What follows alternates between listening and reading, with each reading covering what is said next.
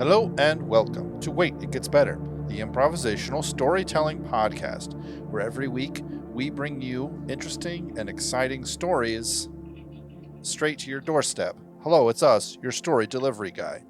I am, of course, Levi. I'm Reed. And I'm Seth. And we're here to tell you a story. Third episode, boys. We got our third episode of our Robin Hood in space story. What story elements did you guys have? I have unique artifact. I have wild card.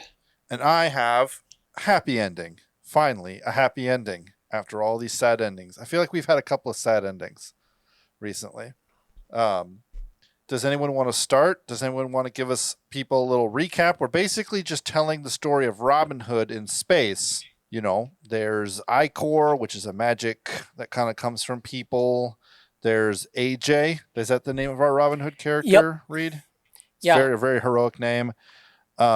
We have the spaceships that represent all of our sort of famous characters. Friar Tuck being Tucker being a giant sort of habitarium. You know, different ships. If you kind of imagine Robin Hood's Merry Men, different ships representing the different main characters and their kind of contributions and their styles. It's kind of a fun idea. Mm-hmm. Does anyone want to start with their story element, or should I jump straight to the happy ending? I'd like to jump in with the unique artifact, partly because it kind of brings some things together. Okay. It's my unique artifact is the cradle. And this is a device with a containment field powered by an antimatter-like contingency, so to speak. It's a mechanism that enabled the inventor to capture quantities of the force, the energy emitted during an outpouring of Icor, especially in battle, in Icor-enabled activity, so to speak. It's kind of hard to explain, but I'm thinking like if you have the picture of like the Ghostbusters and they've got their little containment box and they use their cross beam things to capture the ghost and they stick it in this thing and shut it up. Okay. The cradle is sort of a containment device. And A.J. Jones was part of a unit specifically when he was in his compulsory military service that had been set up specifically with these the Feng Shui aficionados, the fighting style, these that Seth introduced in the second episode, where they use a fighting style that they could use positioning to utilize this flow of Icor, Right. and kind of enhancing the use of it. And it was one of these masters of this fighting style that was a scientist and inventor that came up with the idea of trying to capture this power, you know, kind of during the use of it, so to speak. And then, so A.J. Jones was in action, witnessed this, and also the demise of this scientist, this fighter, this inventor, as he fell in battle. And Jones managed to secure the cradle and conceal it.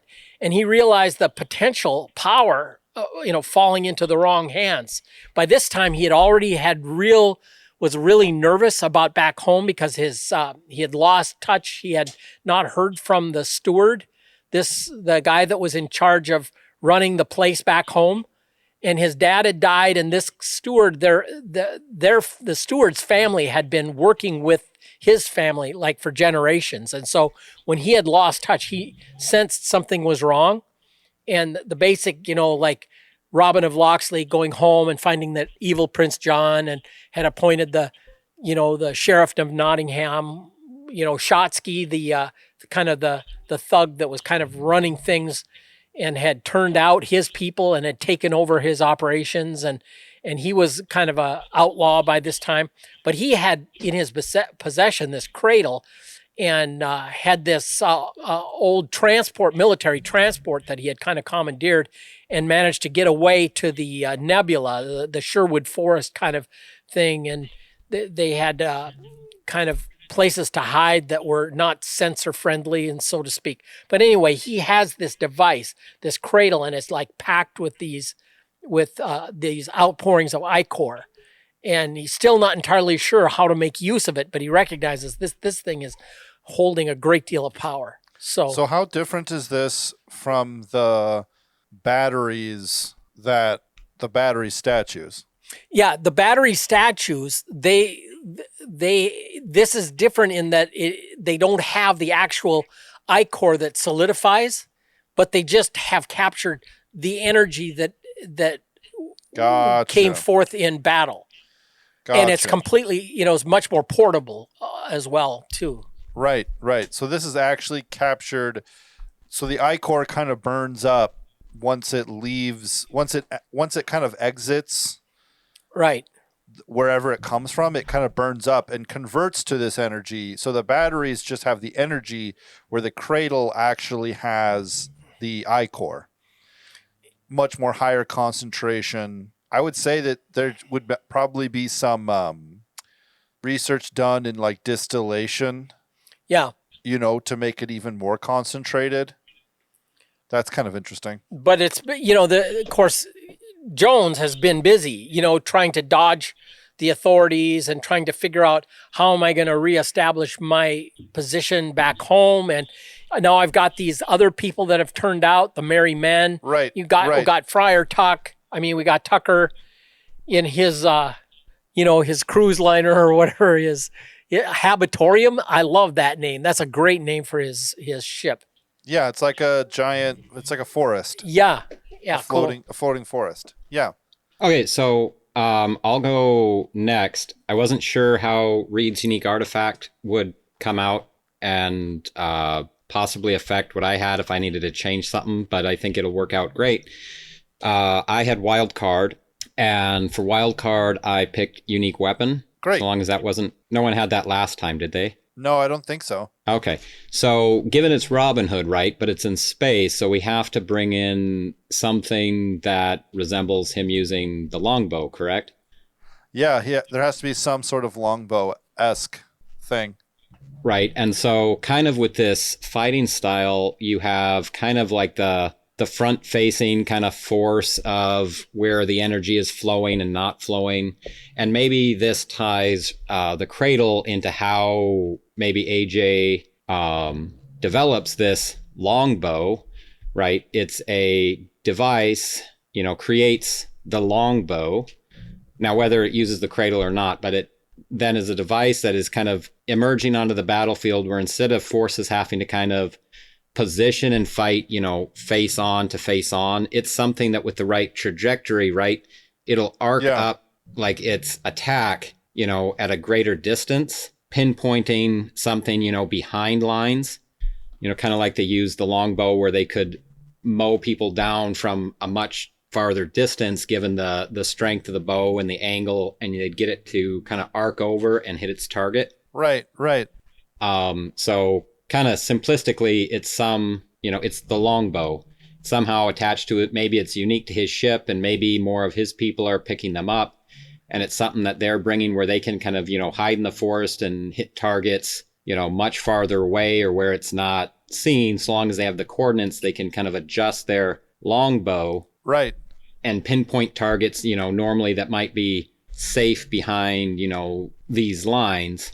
And, some of the energy attacks or whatever that might come, one position to another. And now you have this that kind of arcs in over top and pinpoints a target that then it doesn't expect it because everything has been kind of this squadron, that squadron, head on, kind of coming at it, but not taking into account that, because if you were in the back, right, you're kind of pushing and directing these other squadrons.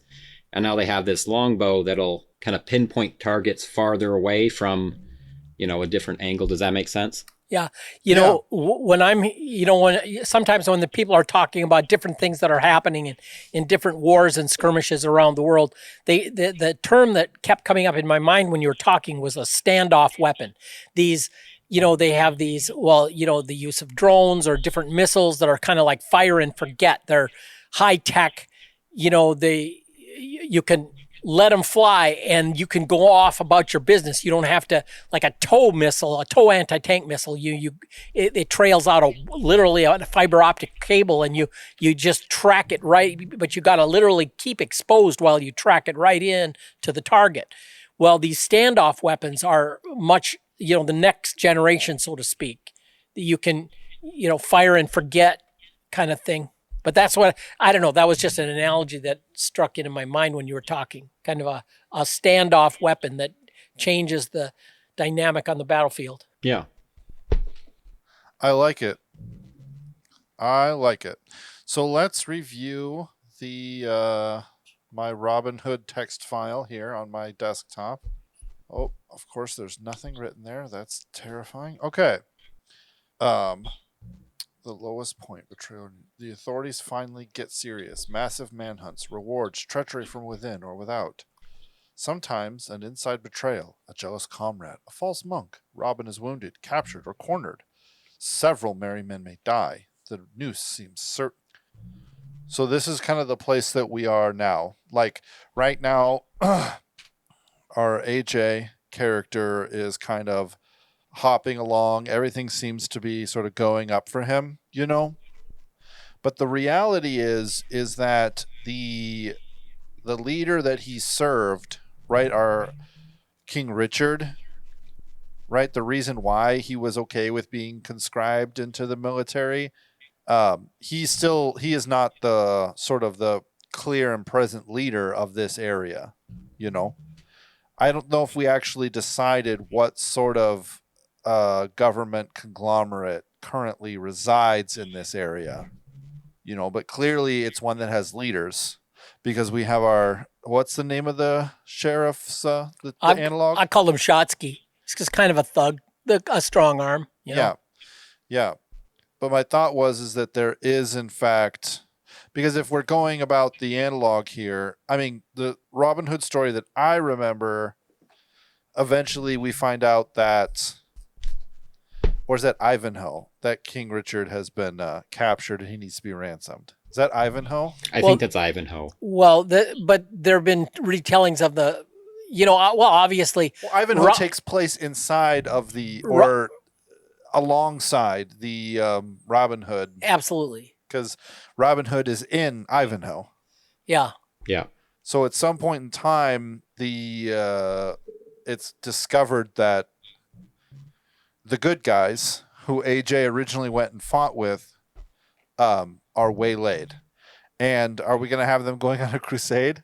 Because that would be weird. Yeah. In space. Yeah. I mean, I think, given the way that it goes, there's some conflict, right? There's some other greater conflict between several of the different, federations or powers that be in space, right? Right. I mean, obviously that's where he was at, in some kind of way of control over different systems and their resources or whatever that is, if we want to, make it more a regular war instead of some kind of, like ethnic cleansing crusade or some religious thing. But I've been kind of thinking of this thing as like humans, Earthmen have been out there doing this thing for a while now. And then at some point they bumped up against, whoever else is out there. We are not alone, whether it's the bugs or, and then there's fighting without and fighting within. Regardless of what it is, I mean, it could even be that he is just, it takes a long time to get back. It could be that right. The Richard the Lionhearted character, his ships and his fleets don't have the I-Corps to return. Or it could be that the statues that they had in their ships were damaged and therefore they're not they're only traveling a tenth the speed of light instead of light speed. And so it's taking them 10 years to get back instead of 1 year. Yeah. It could even be something as simple as that, with our sort of Prince John character beginning to sort of set up maybe like I'd say one of the things that are close to the end is that another band of sort of Robin Hood-esque people appears, except they steal from the rich and the poor alike, right? This is part of the kind of tragic betrayal Yeah. area, right? Maybe some like the merry men are seeing kind of a great influx, and they think, we have enough ships, we have enough strategy, like we can do this now. And so maybe they go to try and overthrow the bad guy, and then in like a serious betrayal, like a bunch of them they all get double crossed, And Yeah. so a bunch of Yeah, their because they're ships brigands, and if, this party is paying more, then right, we're out for the exactly. profit. People who don't actually care, people who are just in it for the money. And then what he wants to do is he wants to set what our Prince John character wants to do is he wants to set them up so that when the Richard the Lionhearted fleet comes back, they will essentially attack them and waylay them so that John can again be sort of portrayed as the good guy, even if Richard comes back. Because Richard's been sending this whole time that like this guy, who used to work for you has been attacking us and waylaying us, trying to cast him in this light of being a scoundrel. And so this scoundrelly thing happens, and it gets to, he betray these other characters betray everyone. Tucker's ship gets destroyed. The Tucker character barely survives. Little John's ship gets destroyed. A bunch of the ships get destroyed, and they're like cool modules. A bunch of their longbows get destroyed, and like what's left is Robin Hood's kind of main attack vessel and his longbow and the cradle, obviously. Because one of the interesting things about this is that even though it's a happy ending, the story of Robin Hood ends with Robin Hood getting injured, kind of like Jesse James, by like a compatriot, and then basically bleeding to death. And then eventually part of the legends talk about him firing an arrow out of a window and telling Little John that like wherever it lands, that's where you should bury me. Oh yeah. Mm-hmm. But one of the things is that I have happy ending. So we can have this sad ending, but also have a happy ending, right? Because of the fact that we've set it up that the Robin Hood is both the ship and the person. We can have the mythos of Robin Hood end, aka maybe he uses the I-Core. He's able to use the I-Core there at the end or close to the end to power the longbows and make them fire twice to 3 times as long as normal, which is already insane, and then run away with the ship kind of critically damaged, and the ship is destroyed, and the Robin Hood statue, which presides in the ship, is destroyed, but AJ is not destroyed. Right. And so that being kind of the happy ending is that all of the characters, the legacy of Robin Hood is destroyed because without their ships and their techs and stuff, it would take them years to sort of get back up. So, but instead they kind of pave the way for something. And maybe that's paving the way to tell the returning force who our Prince John character was. Maybe that's returning to, to kill the Prince John character or the Sheriff of Nottingham character. I think that Robin Hood himself, while he opposes Prince John, I don't think that the honor of Robin Hood would allow him to actually kill Prince John, right? Because he's royalty, right? He's the king's brother. Even though he doesn't like him, even though he thinks he's evil, he's not going to kill him. You know what I mean?